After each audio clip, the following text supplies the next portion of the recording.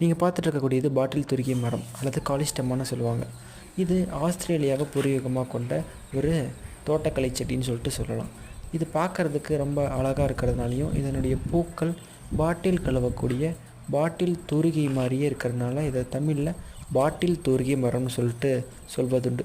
இதனுடைய இலைகள் அப்புறம் பூக்கள்லேருந்து எடுக்கக்கூடிய அந்த எண்ணெய்கள் பொதுவாக பாரம்பரிய மருத்துவத்தில் சுவாசம் சார்ந்த பிரச்சனைகளுக்கும் அதே மாதிரி தோல் சார்ந்த பிரச்சனைகளுக்கும் பயன்படக்கூடிய ஒரு மருந்தாக இருக்குது.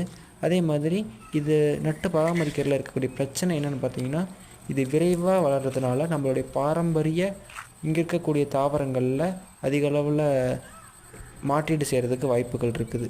அதனால் இதை கரெக்டாக பார்த்து பராமரிக்கணும். அதே மாதிரி இது இடத்த டக்குன்னு அடைச்சிக்கிறதுனாலையும் இது சில பிரச்சனைகள் வரதாக சொல்லப்படுது.